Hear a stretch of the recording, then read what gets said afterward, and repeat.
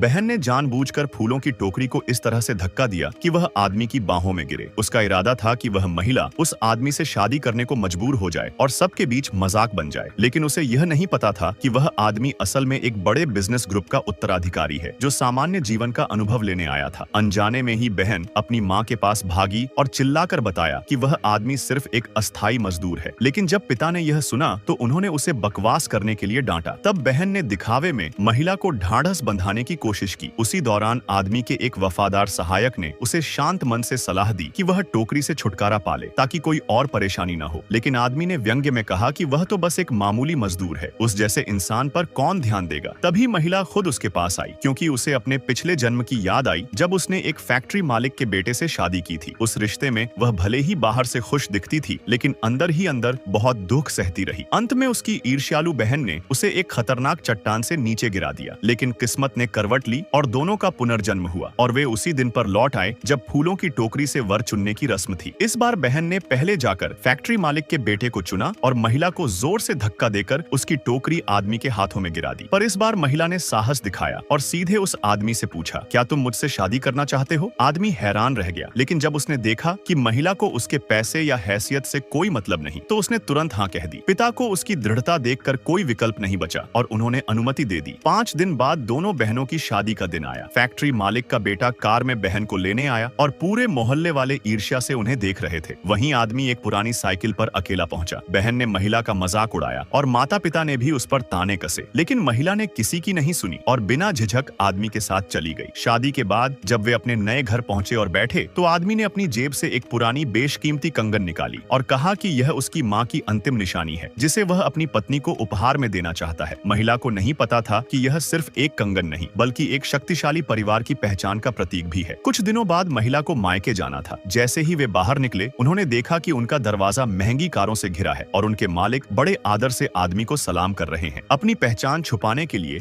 आदमी ने कहा कि वे बस दोस्त हैं। महिला अकेली ही मायके चली गई। उधर आदमी को खबर मिली कि उसके दादा की तबीयत बिगड़ गई है, तो उसने अपने कर्मचारियों से कहा कि ससुराल वालों के लिए उपहार तैयार करें और वह खुद अस्पताल चला गया। इधर महिला जब मायके पहुंची तो उसने देखा कि उसका परिवार बहन और उसके पति का भव्य स्वागत कर रहा है। महिला जो शराब की बोतलें लाई थी, उन्हें पिता ने गुस्से में तोड़ दिया और उसे थप्पड़ भी मारा। अपमान और क्रोध में बहन ने महिला के हाथ से कंगन छीन ली और बोली, अगर शराब इतनी पसंद है तो अब इसके साथ जी भर के खेलो। और फिर बोतलों को तोड़कर कहा, अगर तू घुटनों पर चलकर इन कांचों पर से गुजरेगी तो मैं तेरा कंगन लौटा दूंगी। महिला को पता था कि कंगन आदमी की माँ की अंतिम निशानी है, इसलिए उसने बिना कुछ सोचे कांच पर घुटनों के बल चलकर कंगन उठा ली। तभी आदमी को सब जानकारी मिली और वह अपनी टीम के साथ वहां पहुंचा।